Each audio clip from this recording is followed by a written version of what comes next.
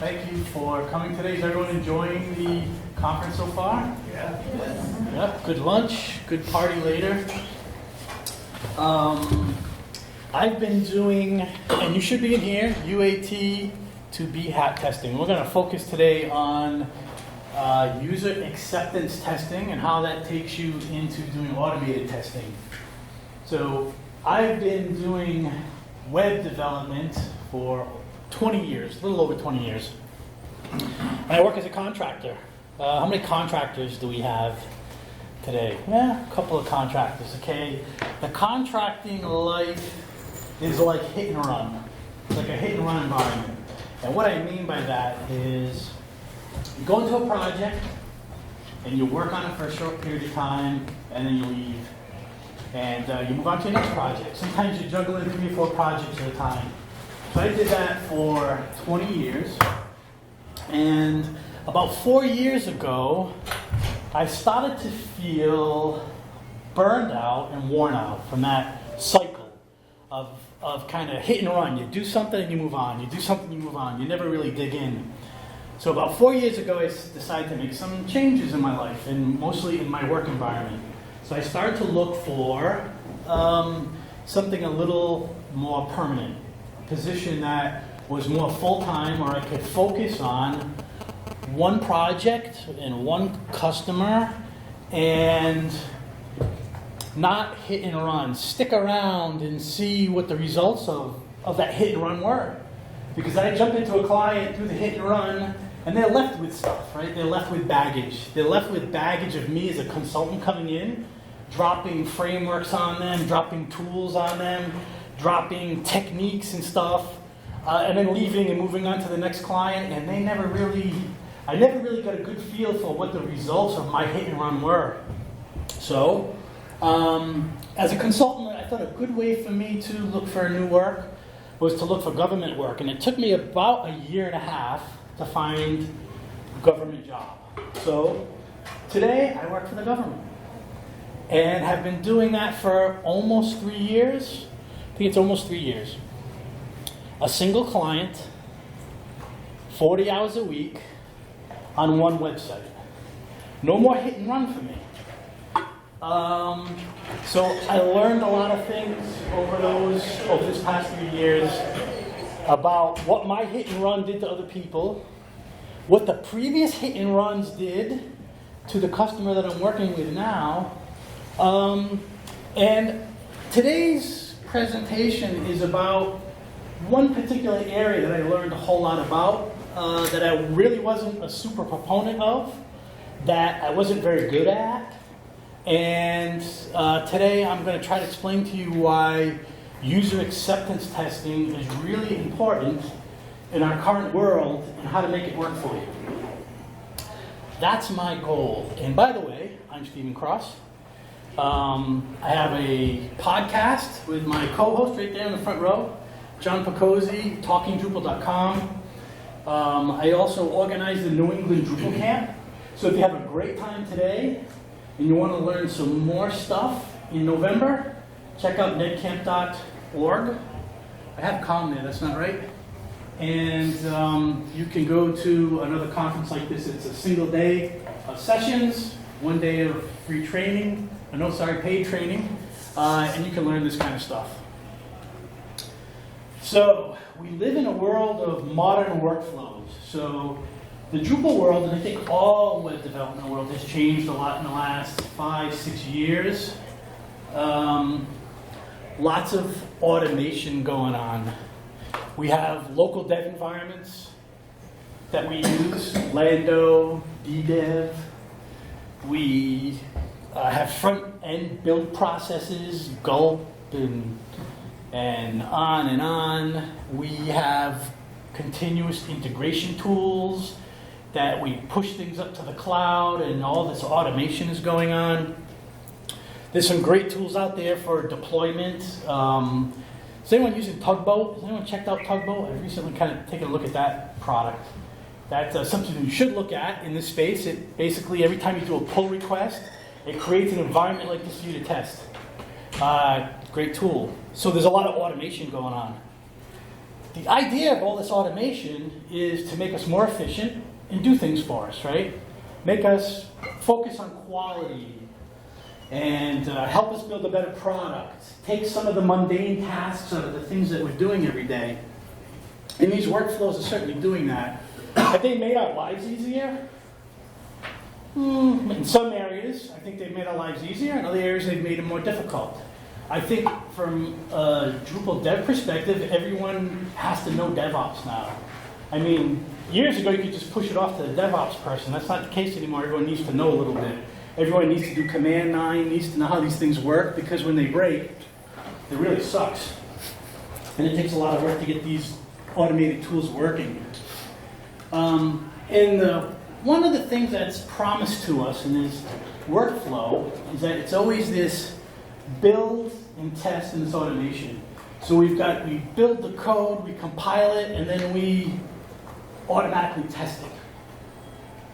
But, you know what?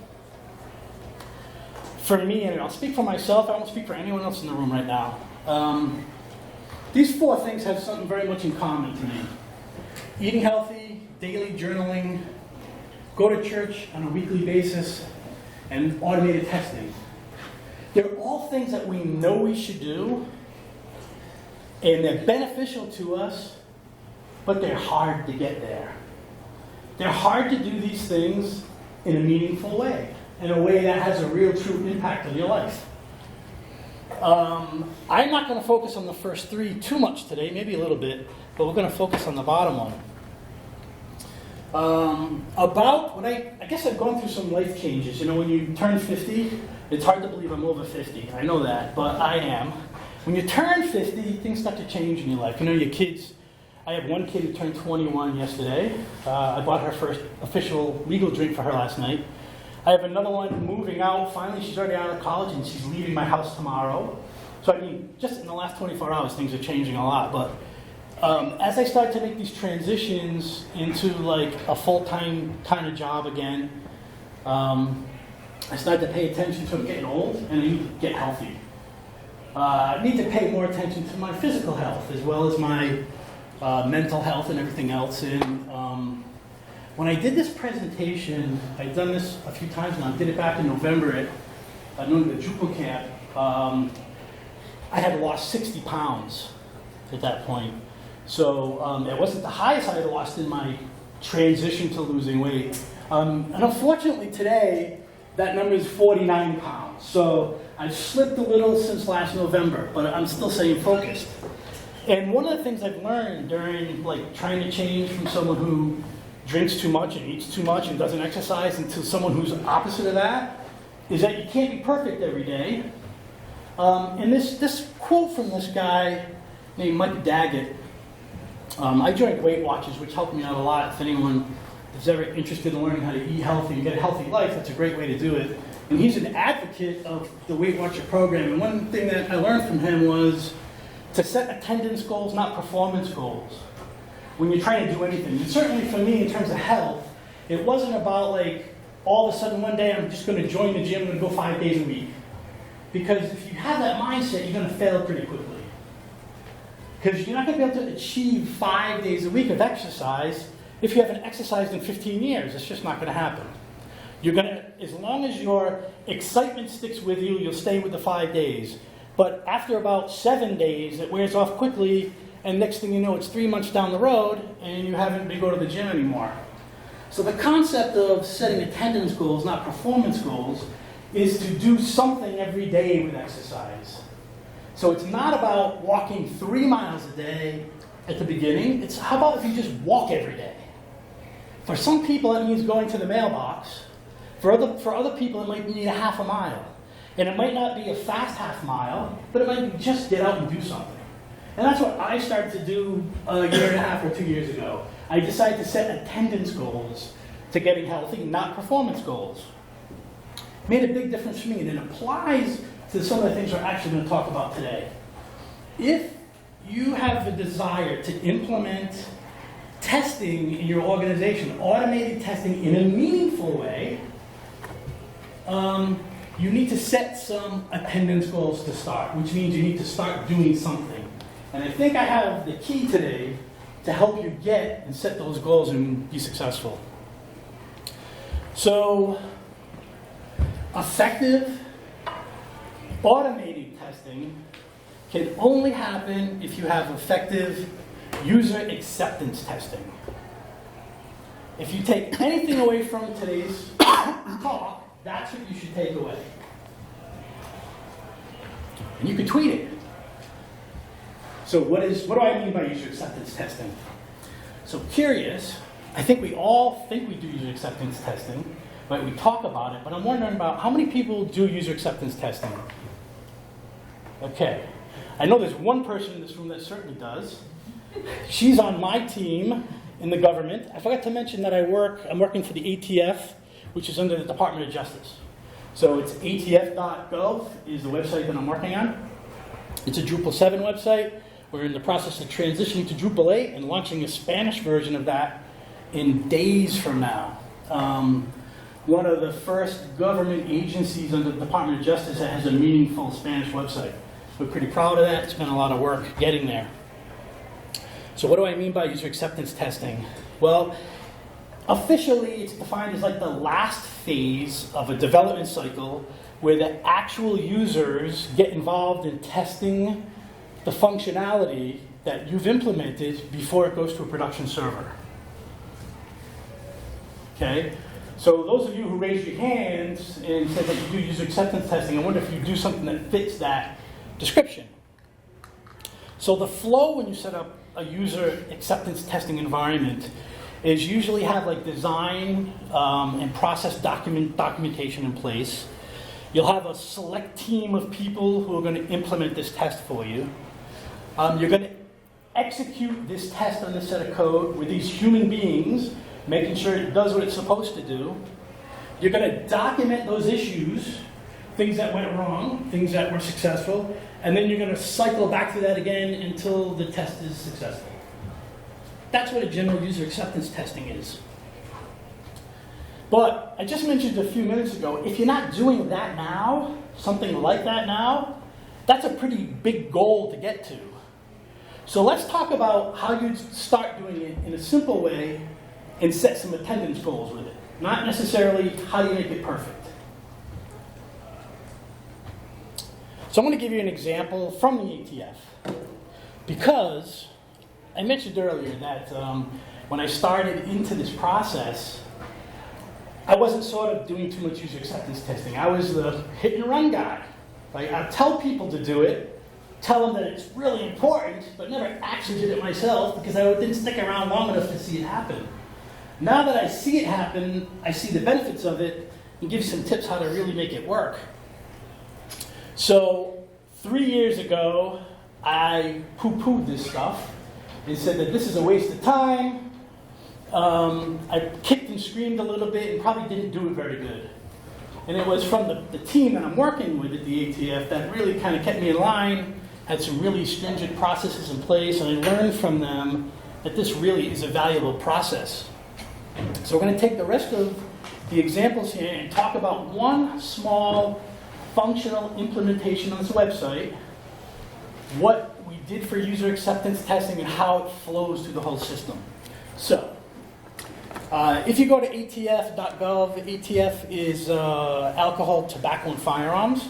So there's content on that website that's there for consumers, content there for guns, people who sell arms, that kind of stuff. And it also is a place that if you are a retired ATF agent or employee, it is a place that you can get content about still what's going on in the agency. There's something called Inside ATF. It's basically a monthly newsletter that the ATF employees that no longer have access to the internal network, they need access from outside the world to see what's going on inside the agency. It's not top secret stuff, but it's like a newsletter. You know, who had kids, who was born, what's going on with the people inside the ATF. So we have some requirements. That's my implementation, we'll go there yet. So the requirements for this are basically, we have a public website that doesn't have any logins. So there's no users, per se, on a Drupal perspective, but we need to give some people from outside access to some content. It's in the form of a PDF and it comes out monthly. So if I'm a former agent, I can go to atf.gov, I go to this certain URL, I want to be able to put in a username and password and get access to some content. Pretty simple Drupal requirements here. So this is our implementation of this. Very straightforward. We have a newsletter listing page. And when we add PDFs to the website, we categorize them as inside ATF. That's the kind of content it is. These are private documents through the media modules. Not sure how we're actually we're able to be successful with that in Drupal 7. Has anyone using media modules in Drupal 7? It's not fun. So this is kind of old school stuff now in Drupal 7. We used a module called Protected Pages that allows you to slap basically a speed bump on a page. So it's not a real username and password, but it's kind of like you set a single username and password that you share with everybody. So it's really, I call it a speed bump, not real security. And then we had some hook code in there to do some validation. So pretty straightforward Drupal implementation. So I'm going to look at this from each of the users that are involved in this particular code implementation. So the person who is the content administrator, they basically log into the website, they upload a PDF, they mark it as private, they select the category, and they publish it to the website. That's their tasks, okay? So if I was to write a script for someone to go in and test that this new functionality works, these are the steps they would have to follow. Do these steps, 1 through, about 10 items. Log into the website. Go to a certain page. Upload the PDF. Choose next. So I'm giving some real specific instructions here. Choose next. Select private. Choose next. Enter Apple in for a title. This is fake content, obviously. Choose the organization inside ATF. Enter a description for the content and choose save. These are the 10 or 12 steps someone needs to do to actually upload this to the website. That is what I would call a user acceptance testing script in a very simple way for a content administrator to add an inside ATF document to the website. This is exactly what they'd have to do. So I could give these steps to someone who doesn't, as long as they know how to log in, they can follow these steps and test that the functionality works. So there's another person that, if I'm implementing this functionality, that I would want to test something for. Who is this one? This is the general public. So this is the non-ATF person who's just coming to atf.gov. Well, what would I be testing for them? They're not supposed to have access to anything. Well, that's what I should be testing, right? So I've got now secure documents on my website that I don't want the general public to see. So a script for this person would be, open up an incognito window, go to this URL. Usually when I give this presentation, I see people starting to go try it, see if they can get to it. So I promise, I've already double checked it today, if you go there, you'll get a login and password. Verify that a password is required, then go to a specific document and see if you can get to a specific document. And that should fail as well. You should not be able to find a document.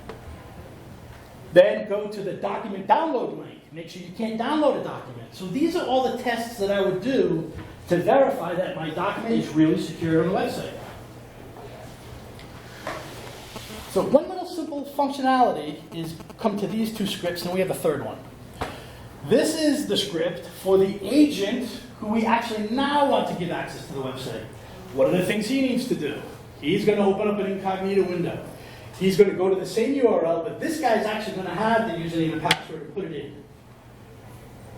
He's going to verify that he got denied access. Well, he got denied access to the website first, then go back to the URL, put the password in, make sure he can get to the login page, and then make sure he can get to the documents inside.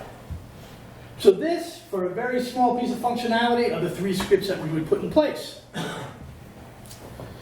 Keep all that in mind as we talk about our development process as a whole.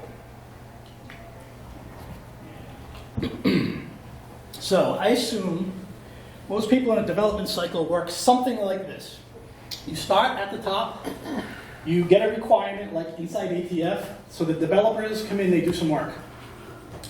They spend a week or so getting some code ready, they test it. When they think it's ready, they do a pull request. In our environment, and I hope in your environment, you have this kind of process in place. Someone else who didn't do the coding does a code review. Takes a look at the code, says, hey, this is no good, sends it back. They like the code review passes, it goes to merge and deploy to a stage environment. Now here's where our UAT comes in. So we just went through all those scripts. So at this point in time, a user, a content administrator, or an end user, someone's going to do these user acceptance testing scripts. They're going to run through them. Everything looks good. They say, okay, everything's great. There's a merge process to go to production. And then the whole cycle starts again on the next issue that you're going to deal with. So what's interesting about this is that the UAT, the user acceptance testing, isn't really this cycle over here. The user acceptance testing, the scripts that we looked at earlier, actually get written way before that process. So as part of the development cycle, the programmer who gets the task to develop this inside ETF stuff, he's not just writing code. He's also writing that script that you saw a few minutes ago. So early on in the cycle, right from the first time the code is written, the developer is also thinking about the scripts that would be written for the testing at the end of the process. So in our cycle at the ATF right now, what happens is when the development is done and the pull request is created, that pull request is not just code. It's also the scripts that are required to do the user acceptance testing. Something doesn't get pushed to code review until it has those scripts written out and a bunch of other stuff like, hey, business requirements, a technical overview section, all that other stuff. But today we just focus on the UAT. And then the code review developer, is got a number of tasks on his plate. One is to look at the overall task, look at the technical implementation, look at the code inside the pull request, and then execute the user acceptance testing themselves. Go step by step through those scripts and make sure that that UAT is working the way it's supposed to, and the end result is what it's supposed to. So by the time this process, we've gotten to this code review process, the developer's written the UAT and tested it himself. He's pushed it to the code review. That developer is looking at the code and also running the user acceptance testing. So we've got 2 different people, or more, depending on the size of the team and such, that have already done UAT. This ticket hasn't even gone to the staging server yet. Passes UAT. I want to make a point here. What are the reasons that something wouldn't pass UAT? Pass the code review? Well, the code was written bad. Or maybe it was formatted properly. Maybe there's not enough comments. But also, in context of today, it's that the UAT was not good enough. So the code reviewer is not just reviewing the code, he's reviewing the UAT. And that's what I get dinged about the most, probably. It's not my code, it's about my poor UAT. And Nikki is smiling over there right now, because she's the victim of the person, she's the victim that receives my UAT sometimes. So I will often get a ticket that gets dumped back to me because I've either been sloppy in the UAT steps or I missed stuff, didn't even think of it. That the next coder sees and says, you know what, you never thought of this scenario, go check this out and add some UAT to it. So we try to get, by the time the code, because the testers don't ever see code, they don't know what the code is. All they know is the UAT steps, they know the system. So we try to get the UAT to them in the best quality we can. By the time it circles around to 8 o'clock here, by the time Nikki sees this, it's already gone through at least 2 sets of eyes and been tested twice. So the quality of the UAT is in pretty good shape along with the functionality. So by the time Nikki takes a look at it, she may see stuff like she usually would. She's looking at stuff from a content administrator perspective and the functionality of the site that the developers are on. So she'll often see things that we never even thought of looking at. It could be UAT related, it could be code related, and we circle this whole thing back.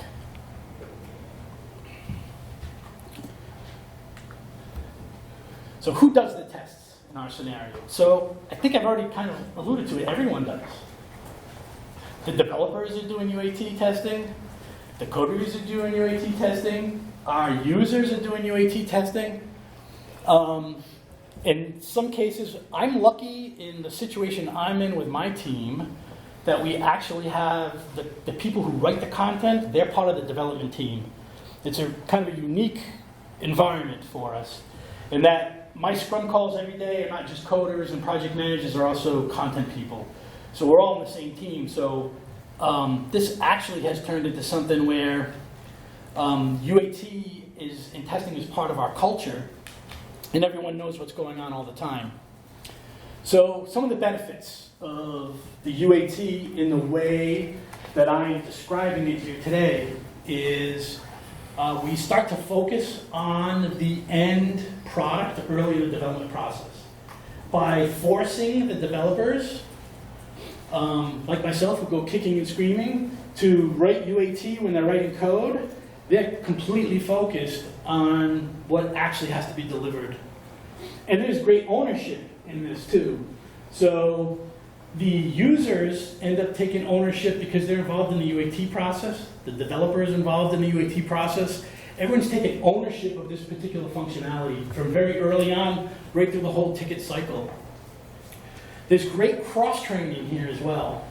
So when you have the steps, if you think about those scripts that I wrote earlier, I'm going to show you how this looks in a ticket in a few minutes.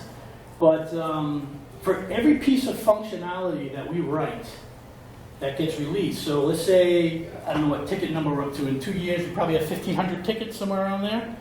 I have 1,500 user acceptance test scripts written out there. So if someone new comes on the team and they want to know how something works in the system, I can just go back to the ticketing system and point to a ticket like this inside ATF. You want to know what that's about? They can actually pull that ticket up and run the UAT steps themselves. It's a great way to train new content administrators or train new developers. It's a self-documenting process. It's really pretty amazing. And when I say documentation, I mean every single ticket, probably other than 99.9% of every ticket that's gone through our cycle has gone through this UAT process. So I have a huge library of how the system works that's documented through the UAT. We don't really need to have documentation on how to do this or that. We just can go back to our tickets and see the functionality we wrote, the steps to implement it from a content side and from a user and from the public side are all in these UAT steps. Part of the documentation for us and how that helps us immensely is every Wednesday or every other Wednesday on what happens in the Drupal world. Every Wednesday, come on, 1 o'clock. The emails come in and everyone's sitting there cringing, just like looking at the screen with one eye, saying, what's going to come in? Is there any of the modules I'm dealing with? It's those security patches. Well, when you put a security patch out, I don't know what you do. Do you just install it and deploy it? Probably depends on what it is. If it's one of those critical core ones, you kind of push that thing out as quick as you can. But if it's one of these module updates and it's like moderately critical and it's on some module that's not like critical to you, you're always hesitant when you put it out because you don't know what's going to break. Well, there's a way to tell what's not going to break, right? I can go back and go into Jira, which is where we're storing all this stuff. I can look for times and tickets where I implemented that module. I can grab those UAT steps. I can attach them to the security ticket because I know I just updated this module, and someone can go through those UAT steps in a few minutes and verify that that thing that I'm updating right now works the way it did when we put it in 6 months ago. That's pretty valuable. And we do it all the time. every time there's something that comes in, we just go find the old UAT steps and run through them, or take them and attach them to the new ticket. How many times have you had a situation where a user comes to you and says, you know what? This functionality isn't working like it used to.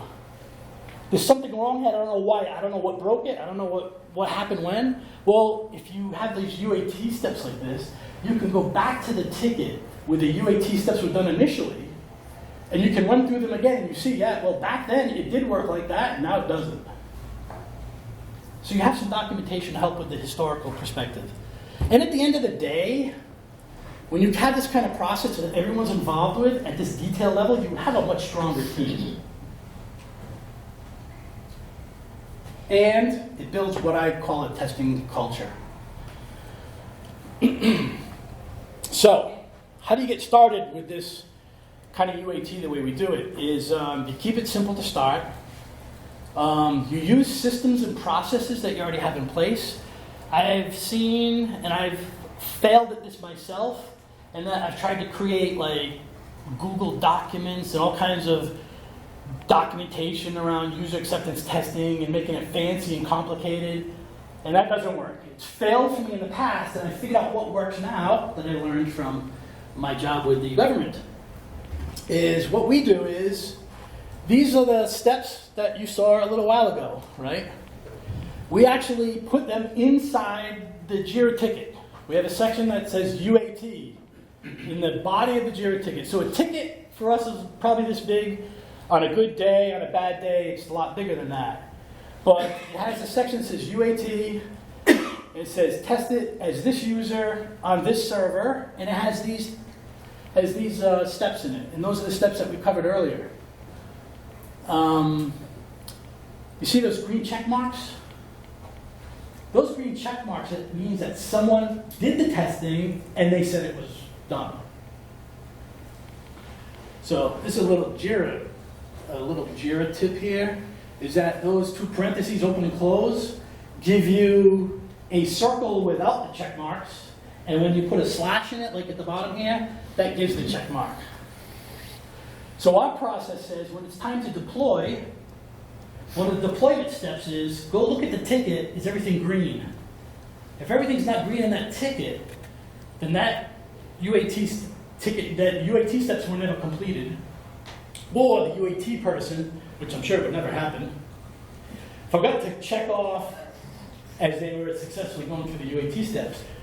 And what happens is when they go through the UAT steps, if it fails, they don't check it off and they put a comment in the ticket that says, hey, this step didn't work for these reasons. It goes back to that cycle again. So we cycle the ticket. This isn't complicated to do. I haven't added anything to I didn't add any tools to my workflow. I didn't make user acceptance testing really hard in terms of documenting it. I just add stuff to my ticket. Any questions on that process? Does the UAT person get an update on the field we're talking about? On the what? So the UAT person is going in there and turning these green check boxes. Yes. Right? So that UAT person, fully trusted, employee, so forth and so on, Yep. gets another job. 3 months later, who did the UAT on this? Yeah, good question. So as part of another complicated thing we do here is when it's time for UAT to be done, we put a comment in the ticket that says, hey, such and such, this is ready for UAT on this server, please go do it. So someone gets, and they get assigned that ticket in JIRA. So they get the ticket to themselves, they see the comment in there, they go through the UAT. When the UAT is done, they put a comment in that says, hey, I tested this out, everything looks good, it's ready to go. Or, these are the problems I had, please see my notes below. Yep, fully documented process. And what's funny is, when you do this for a while, sometimes you go back to a ticket and you see the ticket was closed, you know it's in production, you know the functionality is there, and you'll see that the UAT steps weren't done. And those things are like shocking to us now when we see that. We go, how did this go through without the green tickets? Well, because we're all human, right? We have these goals that we talked about earlier that we're not perfect. Sometimes we gain 12 pounds over 6 months, sometimes we lose 12 pounds over 6 months. So we're not perfect, but what we do is we have a process in place that works. And as a team, we trust each other because we've built that trust over time with this kind of process. So how does this take us, that process that I talked about before, how does it take us to automated testing?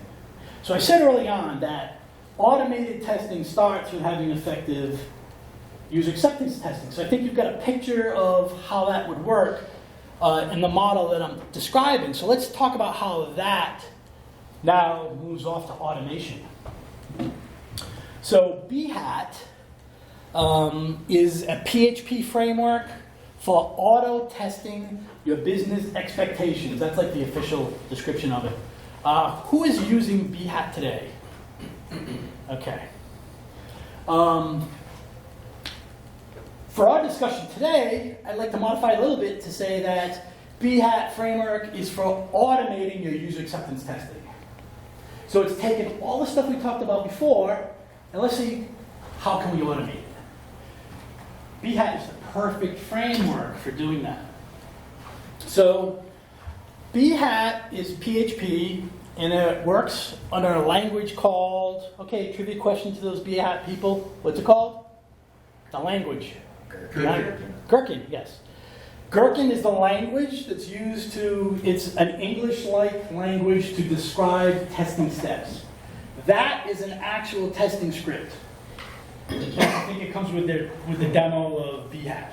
So you see in there, you describe something as a scenario, and you say, given this situation, when this happens, then do this. Very English-like. They call it context, action, outcome flow. That's what Gherkin gives you. So that smiley face on the left right there is my user. When we're doing user acceptance testing, they're interfacing with the browser on their computer and testing our Drupal website. That's the user acceptance model. When I stick Behat in here, I'm swapping out a smiley face for Behat. So it's still interfacing with the browser and still talking to Drupal. So I've basically taken the human out of the process. But have I? Dum, dum, dum. We'll find out in a little bit. Behat works. So I've been using Behat for a while. I struggled with it when I first used it. I couldn't get my head around what Behat was doing, how it was working. Maybe the documentation was poor. Maybe I wasn't reading the documentation. That's probably more likely. So these next few slides are going to give you like the big picture of what Behat is and how to approach it. And I think it'll be easier for you when you go ahead and do that. So we're here replacing the user with Behat, connecting to a browser, to a Drupal app. Behat works in two ways.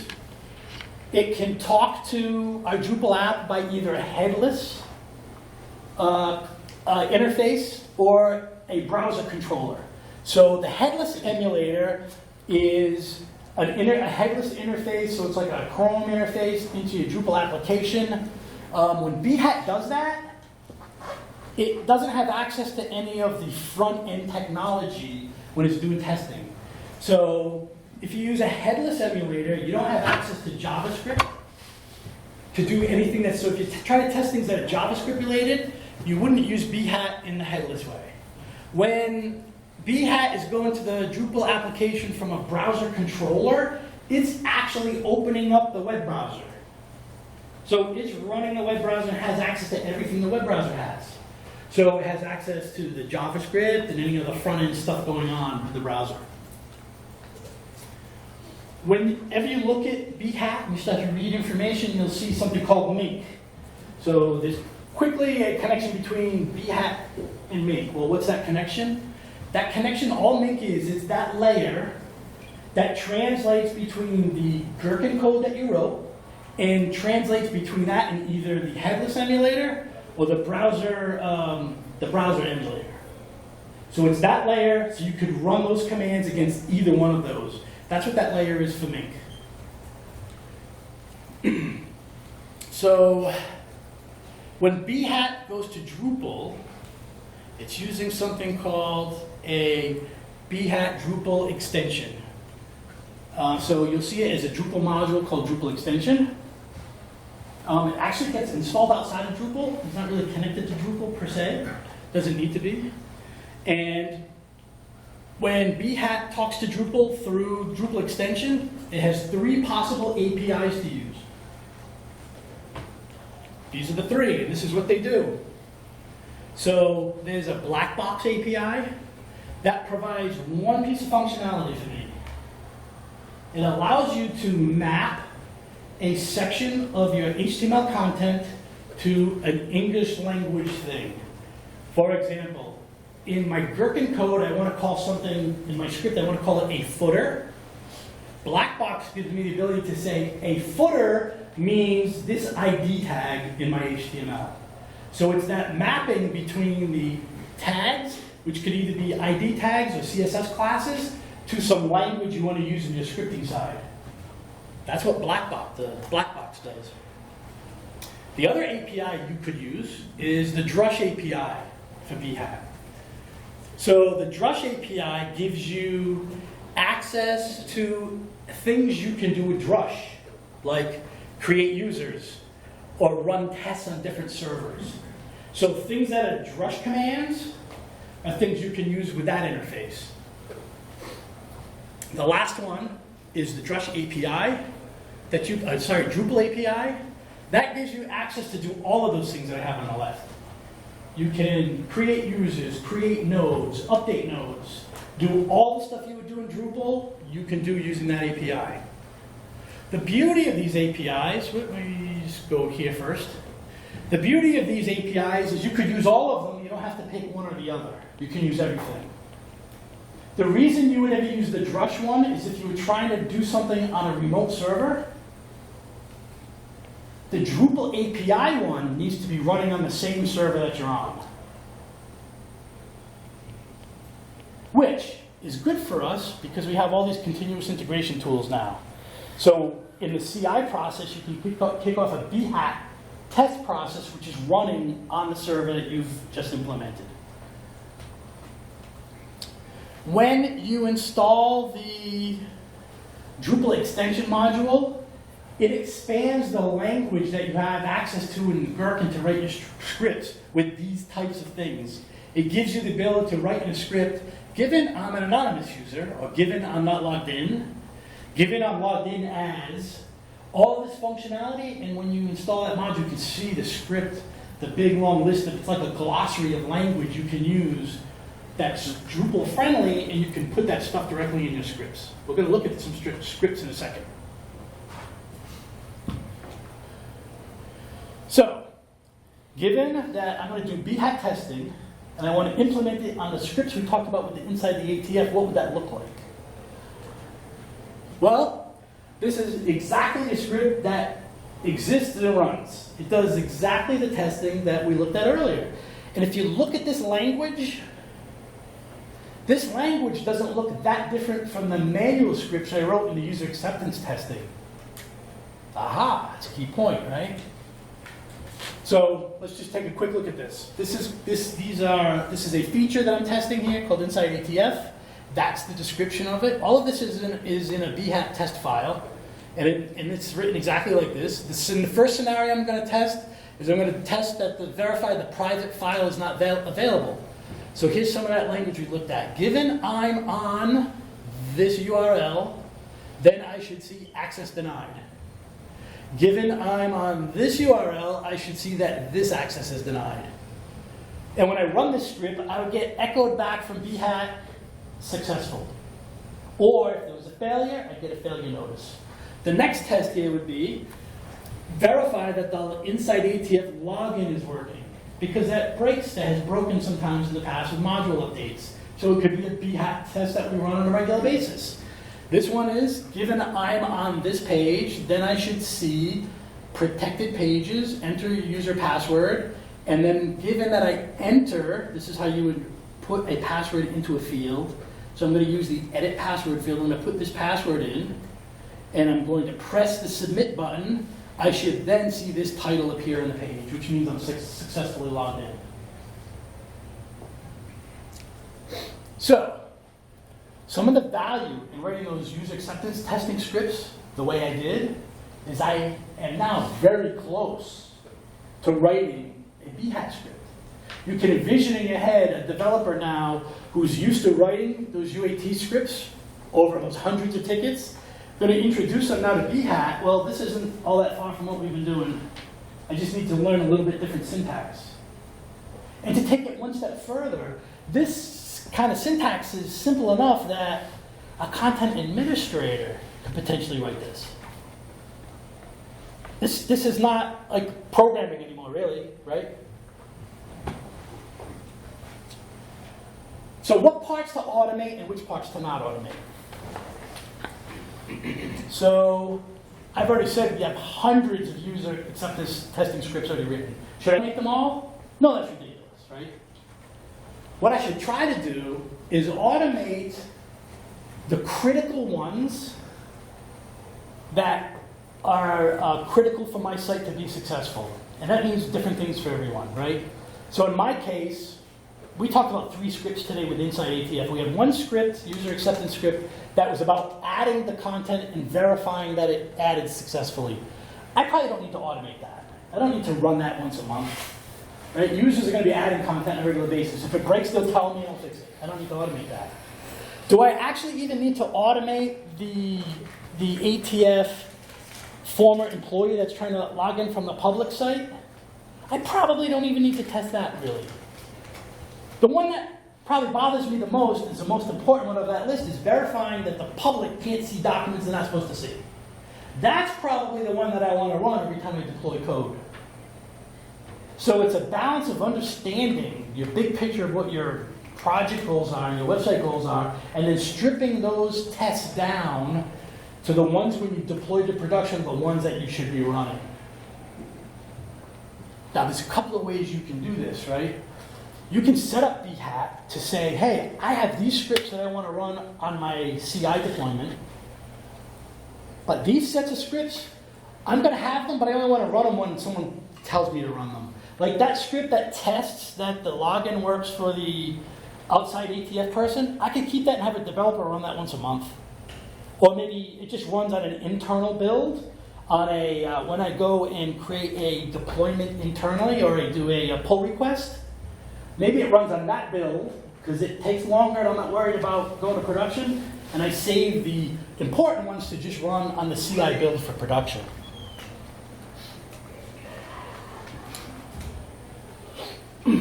Another key takeaway today for you, I think, is automation cannot replace domain knowledge, perspective, and intuition.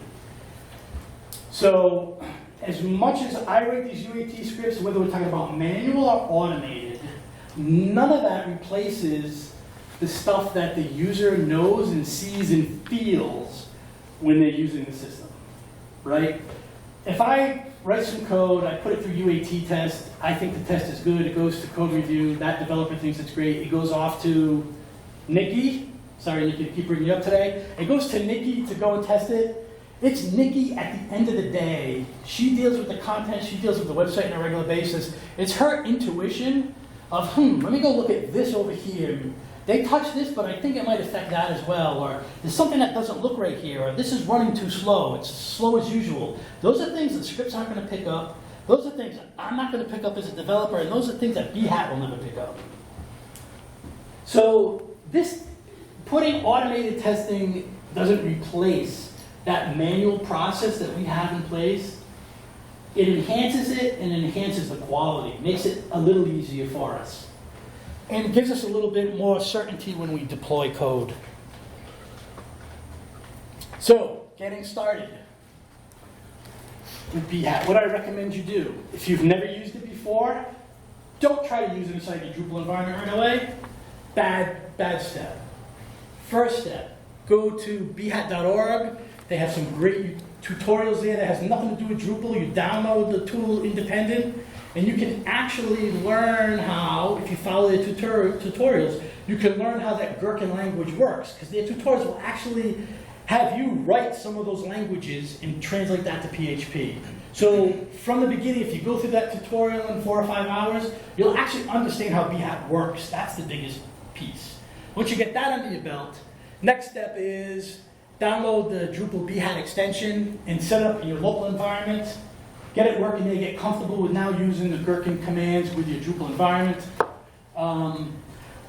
If you're not using any build frameworks now, like Aqueous BLT, those kind of frameworks have Behat all configured and working already for you. That's just not the place to start. That's the place you end. But I'd be looking for build frameworks that incorporate Behat into the whole process.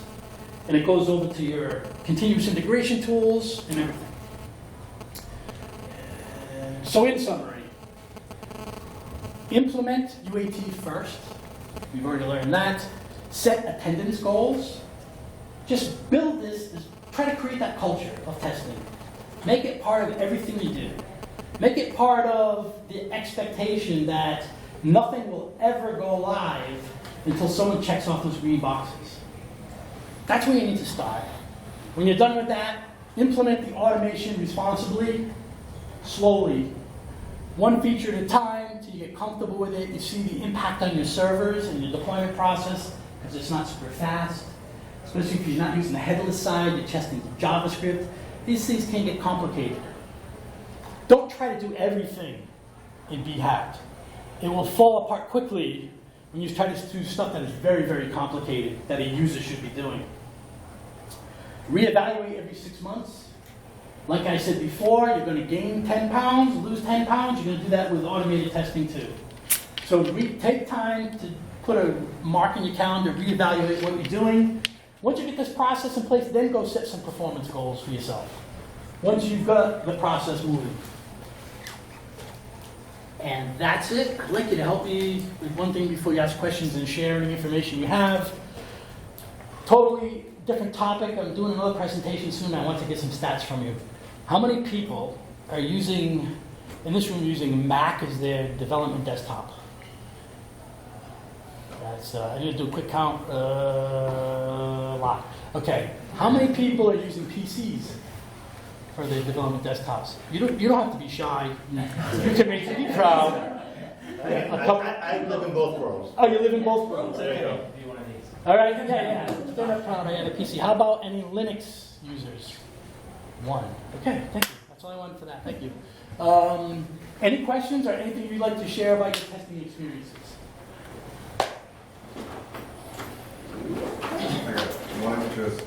How'd you get those green checkboxes in Jira? That's a plugin?